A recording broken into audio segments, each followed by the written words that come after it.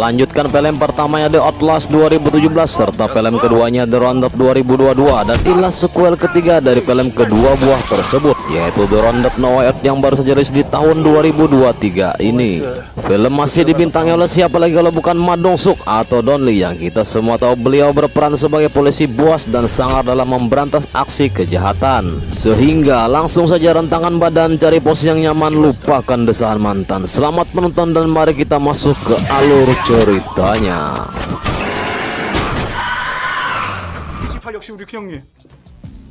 Pada tahun 2015 berlokasi di sebuah pelabuhan, nampak sebuah mobil memasuki sebuah kapal yang tengah standby, yang di dalamnya terdapat sekumpulan beberapa orang yakuza yang sebagian dari mereka sedang membuat narkoba berjenis pil. Dia bernama Jo Song Chul yang datang ke lokasi tersebut dengan beberapa orang bawahannya, di mana mereka mendapatkan laporan dari rekan bisnisnya bernama Tom jika mereka telah menangkap seseorang polisi yang mencoba menyelidiki bisnis mereka dalam pengedaran narkoba. Tanpa banyak kata, Jo langsung memukul polisi yang sudah tak berdaya itu dengan sebuah tongkat besi hingga membuatnya tewas seketika. Sebelum pergi, Jo memberikan peringatan kepada Tom agar selalu berhati-hati dalam melakukan pekerjaannya. Mereka pun segera membungkus mayat polisi tersebut dan segera membuangnya.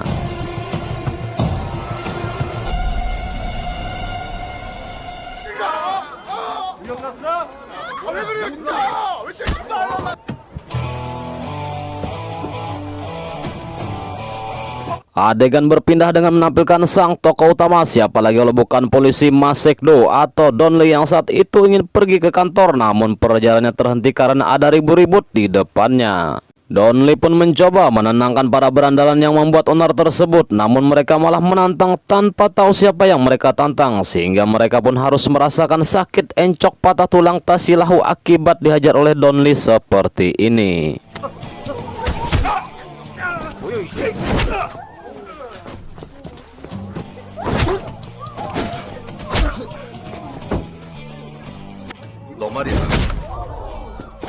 Don Lee yang kini sudah berada di kantor di mana ia sekarang bergabung dengan tim kepolisian metropolitan yang dipimpin oleh komandan bernama Jang Tae-so, dan ini sidinnya. Kebetulan pada hari itu mereka mendapatkan laporan tentang seorang wanita yang tewas akibat jatuh dari atas gedung. Sesampainya di TKP, Don Lee mendapatkan penjelasan oleh seorang polisi lain yang terlebih dahulu berada di sana jika mereka tak bisa memastikan waktu kematiannya karena tak ada CCTV yang merekam kejadian tersebut.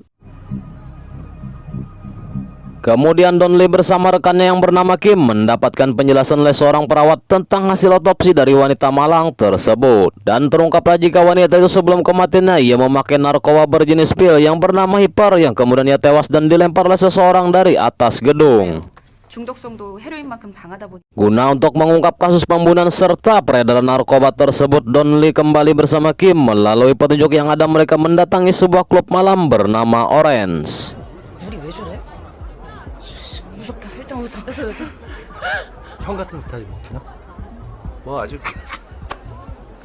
Dengan dibantu seseorang bernama Burhan, mereka bisa masuk ke dalam klub tersebut. Sesampai dalam dari kejauhan, Don Lee melihat dua orang pria yang mencurigakan.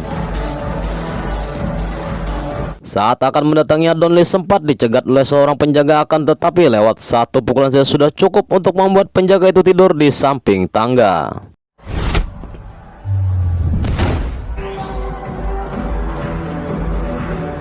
그렇게 막 들어오면 어떡해. 나가. 야야야 잠깐만. 그런 게 있어. 아우, 뭐 하는 거야? 아 여기 봐봐. 응? 뭐야? 존나 부당 새끼가! 오, 이런 씨발!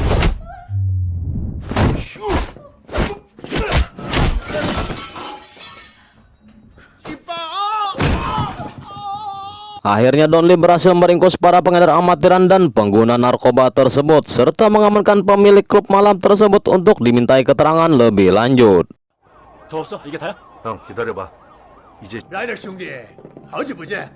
Di sisi lain, Jo dan Tom sedang melakukan pertemuan dengan dua orang dari Cina, yang laki-laki bernama Xiang Xiang Maningseng dan yang perempuan bernama Romlah, di mana tujuan mereka adalah untuk membeli obat-obatan kepada Jo dan Tom. Kesepakatan pun akhirnya tercapai. Joe akan menjual obat tersebut sebanyak 20 kg dengan nilai uang 300 won atau jika dirupiahkan menjadi 300 miliar. Namun karena stok obat masih belum mencukupi, Joe pun berjanji akan memberikan sisanya beberapa hari ke depannya. Kembali kepada Don Lee dan rekan-rekan yang sudah mendapatkan titik terang tentang dari mana obat-obatan itu berasal setelah menginterogasi pemilik klub yang mereka amankan pada waktu itu.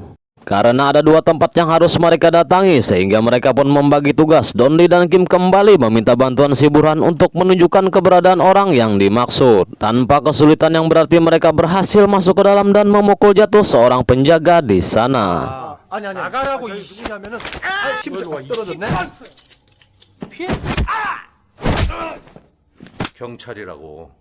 누구세요? Si pemilik wanita tempat itu pun panik ketika Don Lee menggeledah dan menemukan narkoba yang berada di dalam laci. Akhirnya Don Lee kembali mendapatkan informasi dari wanita pemilik tempat tersebut jika semua ini melibatkan sekelompok orang dari Yakuza. 야쿠자. 여기 인천에 있는 거 확인했습니다. 지금 바로 따겠습니다.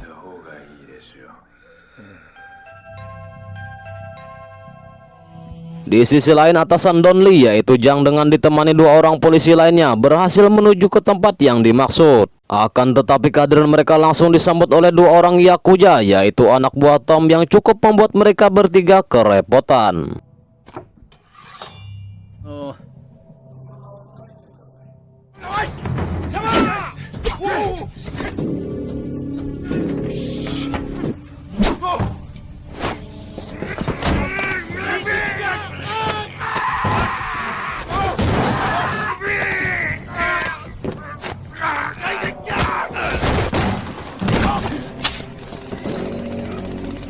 Akhirnya Jang dan bawahannya berhasil mengamankan mereka dan menyita obat-obatan yang berada di tempat tersebut. Namun saat dalam perjalanan menuju ke kantor itulah tiba-tiba mobil mereka ditabrak oleh mobil lain yang membuat mereka semua tak sadarkan diri. 내가 올라가서 한 잔.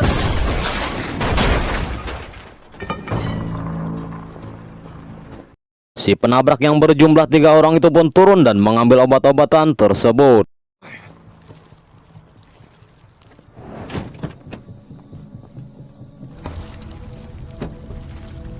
Dan ternyata para pelakunya adalah Joe berserta anak buahnya. 연락해놨어.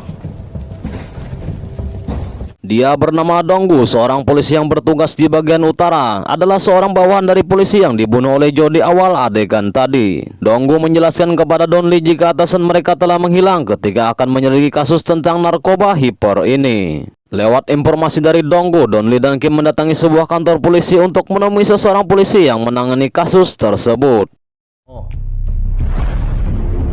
Setelah menunggu akhirnya datanglah polisi yang dimaksud. Ternyata dia adalah Jo Song Chul yang datang dengan 2 orang bawahannya. Setelah berkenan dan tak banyak info yang didapat, Don Lee dan Kim segera pergi dari kantor tersebut. Kemudian kita akan diperhatikan dengan seorang ketua gangster Jepang yang bernama Ichizo, di mana beliau adalah sekutu Joe dalam melakukan bisnis pengedaran narkoba antar negara. Lewat sambungan telepon beliau memerintahkan seseorang untuk menghabisi Tom yang diperkirakan telah mengkhianatinya. Dia adalah Ricky, seorang pembunuh bayaran dari Jepang, datang ke Korea bersama dengan gengnya atas perintah dari Ichizo untuk membunuh Tom dan mengambil narkoba yang berada pada Tom. Di lain tempat, Joe kembali melakukan pertemuan dengan siang-siang melingsing serta Romlah untuk menyerahkan obat yang mereka pesan. Tapi tiba-tiba Tom menghubungi Joe jika ia tak bisa memberikan obatnya sekarang karena saat ini ia diburu oleh Ricky dengan gengnya yang juga menginginkan obat tersebut. Sehingga Joe pun meminta kembali waktu kepada mereka berdua. Dan di kediaman Tom saat anak buahnya tengah berkemas-kemas, mereka dikejutkan oleh kehadiran Ricky bersama konco-konconya langsung membantai mereka tanpa ampun.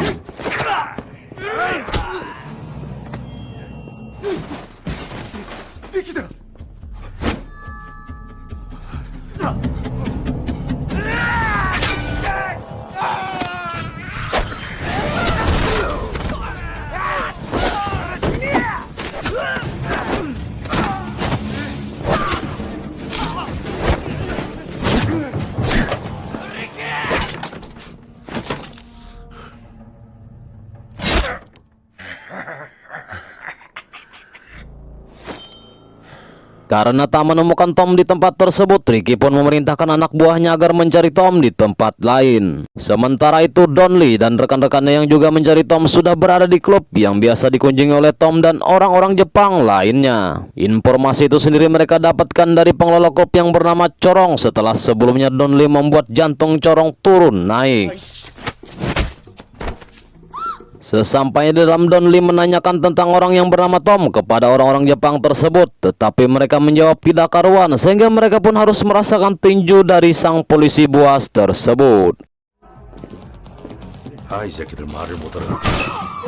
아니 왜 움직이는 거야?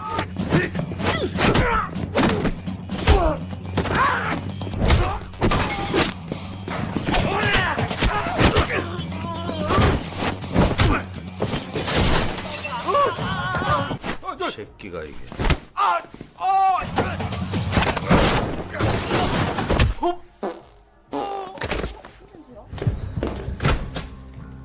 Di sebuah hotel, Tom berhasil ditangkap oleh Ricky dan anak buahnya saat ia akan mencoba kabur. Don Lee dan Kim yang juga menuju ke hotel tersebut untuk menangkap Tom tanpa sengaja berpapasan dengan mobil anak buah Ricky yang sudah membawa Tom terlebih dahulu.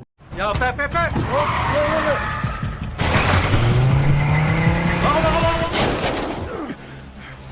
Kim yang sebagai joki berhasil menghalangi mobil anak buah Ricky yang kemudian Don Lee segera turun dan menghajar mereka.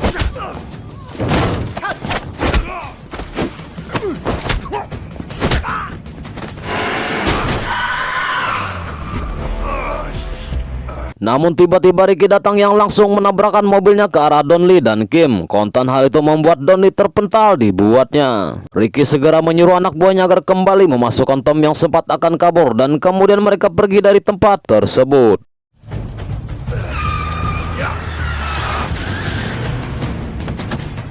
Don Lee yang entah tubuhnya terbuat dari apa masih bisa bangun dan berupaya mengejar. Namun sayang saat Kim akan menstarter mobil tersebut, mesin mobil mendadak tak berfungsi sehingga mereka pun harus kehilangan para penjahat tersebut.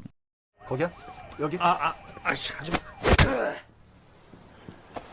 Tom kemudian dibawa oleh Ricky ke sebuah dermaga. Ricky pun menanyakan perihal obat yang ada padanya. Namun Tom tak memberitahukannya sehingga hidupnya pun harus berakhir di tangan Ricky.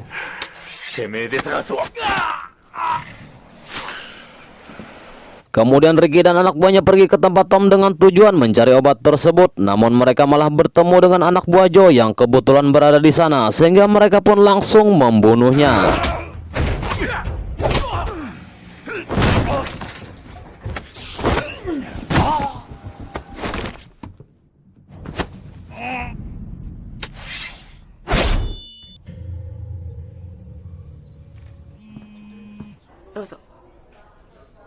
Mendapati Tom yang sudah tewas serta anak buahnya yang tiada, terlebih ketika ketua Izo menelpon dirinya dan menyalahkan dirinya atas kejadian ini semua, membuat Joe semakin emosi. 뭘 어떻게? Berlanjut kepada Siang-Siang Malingseng dan anak buahnya yang sudah menunggu Joe untuk menyerahkan obat yang dijanjikan. Namun karena Joe hanya memberikan janji yang palsu, hal itu pun membuat Siang-Siang Malingseng marah dan menampar Joe berkali-kali. Tapi tiba-tiba Joe secara beringas melakukan perlawanan dan membantai mereka semua.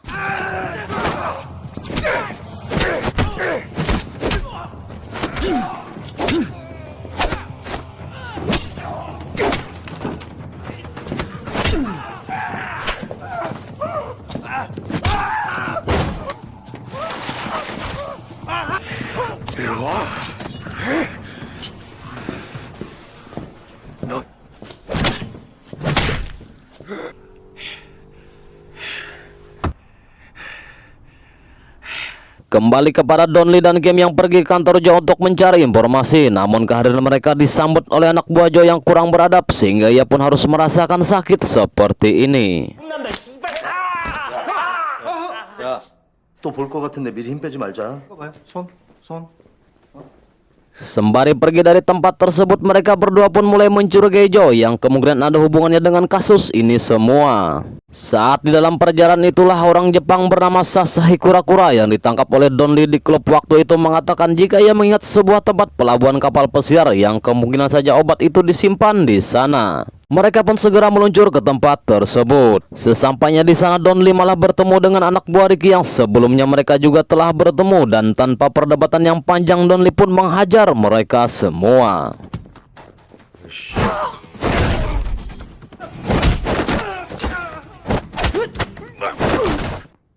그때 차에서 너지?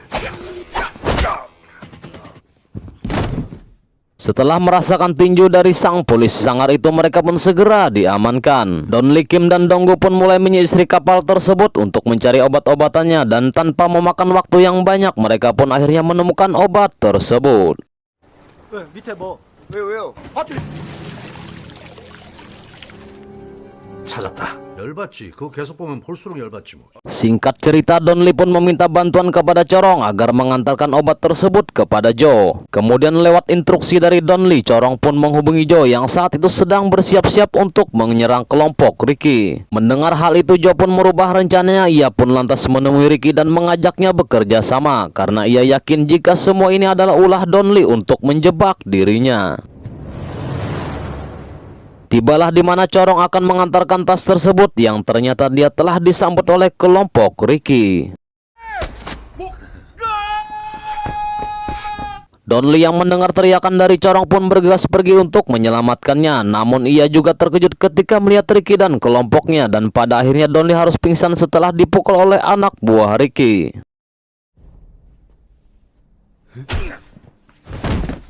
Ricky pun menyuruh anak buahnya untuk membuka tas tersebut yang ternyata isinya hanyalah garam. Kemudian ia menanyakan kepada Corong tentang obatnya. Corong pun menjawab jika Don Lee lah yang mengetahui obatnya. Sementara itu di bawah, Kim dan Donggu dikagetkan oleh kehadiran Joe beserta anak buahnya. Joe pun berhasil mengambil obat itu dan pergi dari tempat tersebut. Kim dan Donggu yang kerepotan melawan anak buah Joe beruntung di saat yang tempat Komandan Jang datang membawa para polisi lain sehingga hal itu segera bisa diatasi.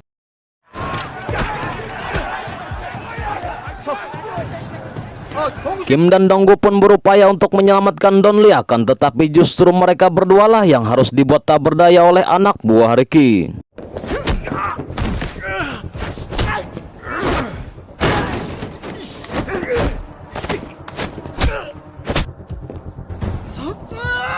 Don Lee kemudian dibawa ke sebuah tempat dan dipukuli menggunakan pipa besi agar ia memberitahukan di mana obatnya berada. Namun tiba-tiba Don Lee bangun dan menghajar mereka semua. 아이씨, 시간이 없네. Ricky yang sempat bingung segera menyuruh anak buahnya yang bernama Kukira Kura-Kura untuk maju melawan Don Lee.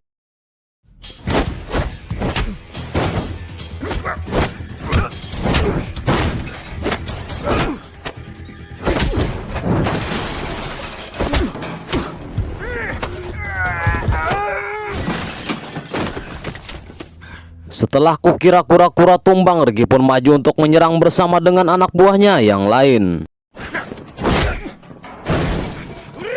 Ricky pun mengambil katana andalannya, namun Don Lee malah menyuruh Ricky untuk membuatnya ke dalam kantong plastik. Merasa diremehkan, Ricky pun segera menyerang Don Lee.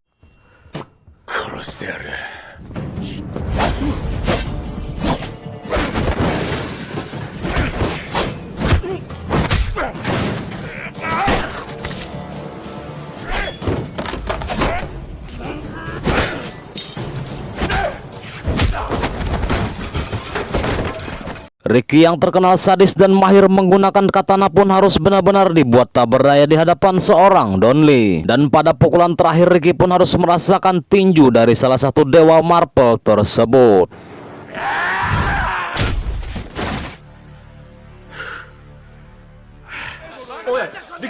리키 잡았어? Don Lee bersama rekannya pun bergegas pergi untuk menyusul Joe yang saat itu tengah bersiap-siap untuk melarikan diri. Saat Joe akan pergi menggunakan mobil, tiba-tiba mobilnya ditabrak oleh mobil yang ditumpangi oleh Don Lee.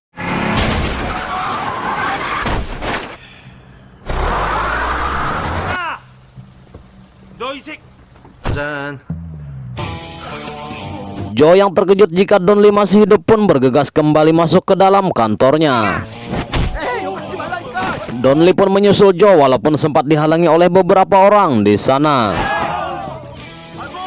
Joe yang tak punya pilihan lain pun harus terpaksa melawan Don Lee.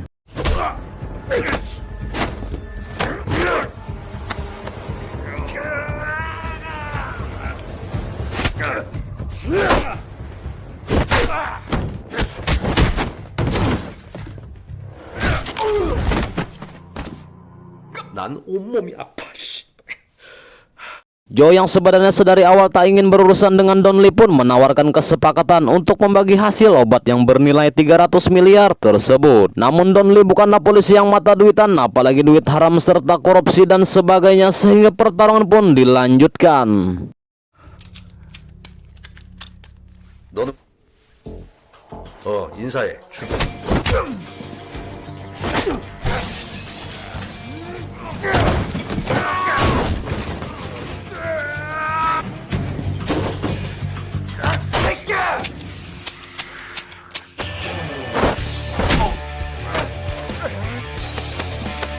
일어나.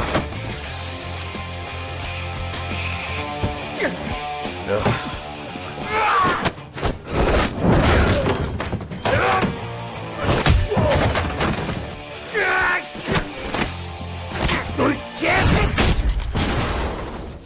Joe pun harus menjadi orang yang terakhir merasakan sakitnya dihajar oleh si pemilik tinju maut tersebut. Pada akhirnya Don Lee kembali berhasil membasmi kejahatan pengedar narkoba yang hanya akan merusak generasi manusia nusa dan bangsa. Tamat akhir yang sangat meninjukan. Terima kasih sudah menonton. Jangan lupa subrek, like, komen, dan share. Semoga kalian panjang umur, sehat badan, banyak rezekinya. Assalamualaikum.